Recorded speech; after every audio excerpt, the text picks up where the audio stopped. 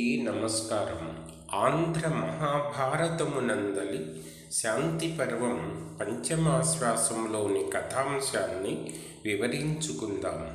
వివరిస్తున్నవారు బాలసుబ్రహ్మణ్యం కలవలపల్లి. వ్యాసం వసిష్ఠనప్తారం సిక్తే పౌత్రమకల్మషం పరాశరాత్మజం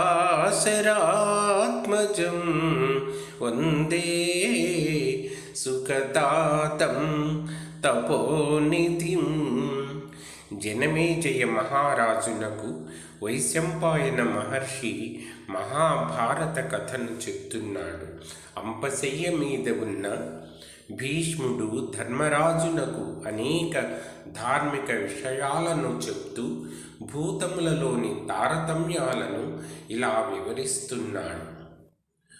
ధర్మనందన, భూతములు రెండు విధాలు, స్థావరములు జంగమములు. స్థావరములు అంటే కదలనివి, జంగములు అంటే శ్రేష్టమైనవి. జంగములు వీర్యము, అండము, బీజము, స్వేదము మొదలైన వాటి నుండి పుడతాయి. వీటిలో 2 కాళ్ల జీవులు, 4 కాళ్ళు, అనేక పాదములు కలిగిన జీవులు ఉంటాయి. ఈ జీవులలో 2 కాళ్ళు కలిగిన మానవులు మేలు. ఈ మనుష్యులలో జాతి ధర్మములను పాటించేవారు మేలు. వారిలో బ్రాహ్మణులు ఉత్తములు. బ్రాహ్మణులలో వేదాధ్యయనం చేసేవారు ఉత్తములు. వేదాధ్యయనం చేసేవారిలో ప్రవచనం చేయువారు గొప్పవారు. వారిలో ఆత్మజ్ఞానం కలవారు శ్రేష్ఠులు. అలాంటి వారు స్వధర్మమును పాటించేవారు, మంచి సంకల్పం కలవారు, దైవారాధికులు అయి ఉంటారు. అలాంటి వారిని బ్రాహ్మణులు అంటారు. అలాంటి వారు అందరి చేత నమస్కారాలు, ఆదరము పొందుతారు. అలాంటి వారితో సమానులు ఈ భూమి మీద మరెవ్వరూ ఉండరు. అలాంటి బ్రాహ్మణులను ఆధారం చేసుకొని ఈ ప్రపంచం ధర్మ మార్గంలో నడుస్తుంది. అలాంటి బ్రాహ్మణుడు నిర్మలమైన జ్ఞానం కలిగి ఉండాలి, నిష్ఠాగరిష్ఠుడై ఉండాలి. తను వేదం విధించిన కర్మలను నిష్ఠతో నెరవేర్చాలి.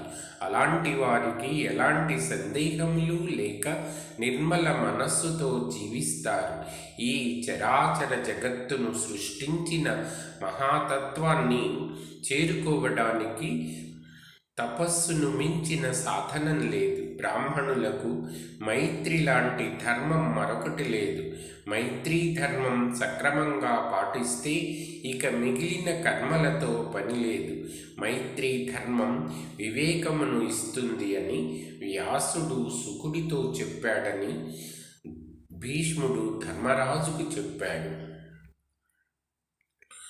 శుక్రుడు వ్యాసుడితో, మునీంద్ర, పరమబ్రహ్మపదం పొందడానికి అవసరమైనది యజ్ఞమా, యోగమా, సాంఖ్యమా, జ్ఞానమా? వీటిలో ఏది ముఖ్యమో వివరించండి అని అడిగాడు. నీవు చెప్పినవి అన్నీ మంచివే. తపస్సు, ఇంద్రియ నిగ్రహము, రాగద్వేషములు, లోభములను పక్కన పెట్టి నేర్పు, దృఢమైన విద్య, వీటి వల్ల కూడా పురుషుడు బ్రహ్మపదమును పొందవచ్చు. ప్రయత్నం మీద ఇంద్రియములను నిగ్రహించవచ్చు. మనస్సును నిగ్రహిస్తే ఇంద్రియము పనిచేయడం మానివేస్తాయి. మనస్సును నిగ్రహిస్తే ఇంద్రియములు పనిచేయడం మానివేస్తాయి. అప్పుడు బ్రహ్మప్రాప్తి పొందడం సులభమవుతుంది. బుద్ధి మనకు కనిపించదు, వినిపించదు. కానీ బుద్ధి వల్ల మనం పరమాత్మను చూడగలం, తెలుసుకోగలం. వినయము, విద్య కలిగిన బ్రాహ్మణుని యందు, ఆవులందు, ఏనుగులందు, వీధి కుక్కలందు, కుక్క మాంసం తినువారి యందు సమదర్శనం కలవారు బ్రహ్మ పదవికి అర్హులవుతారు. చరాచర జగత్తులో అన్ని జీవరాశులలో భగవంతుడు ఆత్మస్వరూపుడై వెలుగుతూ ఉంటాడు. ఆ పరమాత్మ యందు అన్ని జీవరాశులు సంచరిస్తున్నాయని తెలుసుకున్నవాడు పరబ్రహ్మ పదమును పొందగలడు. ఆత్మక్షరమైనది.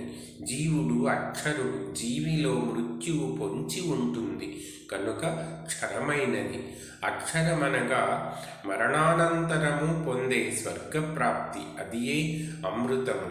పండితుడైన వాడు అన్నిటినీ సమానంగా చూస్తాడు. ఈ లోకాలను కాలం శాసిస్తుంది. కాలమును జయించినవాడు పరబ్రహ్మ పదమును పొందగలడు. ఈ శరీరం 9 ద్వారములు కలిగిన ఒక పురము. అందులో ఆత్మ వెలుగుతూ ఉంటుంది. యోగులు ఆ ఆత్మను అక్షరము, అమృతము అంటారు. ఆత్మతత్వమును సత్కర్మలు చేస్తూ వైరాగ్యంతో జీవించే యోగి మాత్రమే తెలుసుకోగలడు. అలాంటి యోగులకు కామము, క్రోధము, భయము, నిద్ర, లోభములు ఉండవు. యోగులు వాటిని వదిలివేస్తారు. పండితుడు కామ సంబంధిత కోర్కెలను, సంకల్పములను వదిలి కామమును జయిస్తాడు. సత్వగుణ సంపదతో నిద్రను, మోహమును జయిస్తాడు. గురువులను, పెద్దలను, పండితులను పూజించడం వల్ల లోభమును వదిలివేస్తాడు. ఇంద్రియములను నిగ్రహించి కోపమును జయిస్తాడు. దృఢమైన మనస్సుతో భయాన్ని జయిస్తాడు.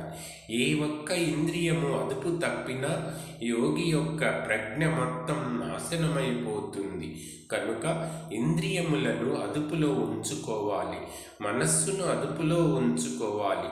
ద్వేషించిన, సన్మానించిన ఒకటిలాగా స్వీకరించాలి. జనావాసాలలో ఉంటూ ఇది సాధించడం అసాధ్యం కనుక జనావాసమును వదిలి అరణ్యములకు పోయి కొండ గుహలలో నివసిస్తూ సాధన చేయాలి. యోగి అయిన వాడు విలువైన బంగారమును, విలువలేని మట్టిని సమానంగా చూడాలి. కర్మ మార్గమును ప్రవృత్తి మార్గమని అంటారు. ప్రవృత్తి మార్గము ఇహలోక బంధములను కలిగిస్తుంది. నివృత్తి మార్గము ఆ బంధములను విడదీస్తుంది. కనుక జ్ఞానులు కర్మ మార్గమును వదిలి జ్ఞాన మార్గమును అనుసరిస్తారు. కొందరు కర్మ మార్గము మేలని అనుకుంటారు. వారు జనన మరణములను తప్పించలేరు. కర్మ వలన చిత్తశుద్ధి కలుగుతుంది, కానీ అది అవిద్య, మాయకు లోబడి ఉంటుంది. కనుక కర్మలను త్యాగం చేయుట మోక్షమునకు మార్గం అని చెప్పాడు వ్యాసుడు. శుకుడు, తండ్రి, విద్య ఎలాంటి వారికి అబ్బుతుంది వివరించండి అని అడిగాడు. అరణ్యంలో వానప్రస్థులు జీవిస్తారు. వారు భిక్షాటనతో జీవించాలి. ప్రజల మధ్య తిరగడం మానివేయాలి. మానము, అవమానము సమానంగా భరించాలి. అప్పుడు ఆధ్యాత్మ విద్య అలవడుతుంది అని వ్యాసుడు చెప్పాడు. శుకుడు, తండ్రి, ఎలాంటి వారికి కర్మలు విడుచుట సాధ్యం కాదు అంటారు కదా. ఎలాంటి వారికి అయినా కర్మలు విడుచుట సాధ్యం కాదు అంటారు కదా, వారు ఏం చెయ్యాలి అని అడిగాడు.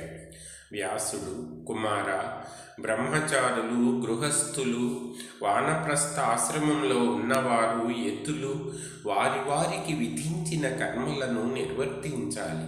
మోక్ష మార్గమునకు ఈ 4 ఆశ్రమాలు 4 మెట్ల లాంటివి.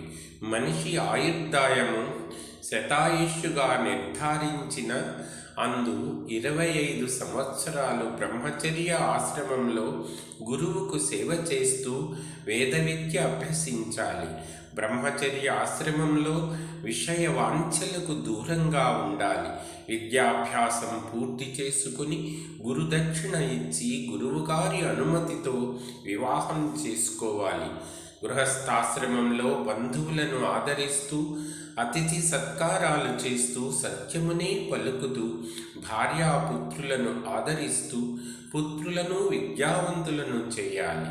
ఇలా కర్తవ్య నిర్వహణ చేస్తూ మరొక 25 సంవత్సరాలు గడపాలి. తరువాత వానప్రస్థం స్వీకరించి కందమూలములు తింటూ తాపసులను సేవిస్తూ వారికి పెట్టగా మిగిలిన ఆహారాన్ని భుజిస్తూ తపమాచరిస్తూ మరొక 25 సంవత్సరాలు గడపాలి. ఆఖరి 25 సంవత్సరాలు సన్యాసాశ్రమం స్వీకరించి కర్మలను విడనాడాలి. సన్యాసాశ్రమంలో తలను నున్నగా గొరిగించుకొని ఎవ్వరితో కలహించక వృక్షముల నీడన జీవించాలి. ఈ కాలంలో జనావాసాలలోకి వెళ్ళకూడదు. ఒంటరి జీవితం గడుపుతూ కామక్రోధాలకు లోబడక స్తుతి నిందలను సమంగా స్వీకరించాలి. లభించిన దానిని తిని ఎక్కడ పడితే అక్కడే నిద్రపోవాలి. సకల భూతముల యందు దయ కలిగి ఉండాలి. అలాంటివాడు యతి అని పిలువబడతాడు అని వ్యాసుడు చెప్పాడు. ఈ విషయాలన్నీ భీష్ముడు ధర్మరాజుకు వివరిస్తున్నాడు. మిగిలిన కథాంశాన్ని ఇంకొక వీడియోలో చెప్పుకుందాం. ధన్యవాదాలు. స్వస్తి.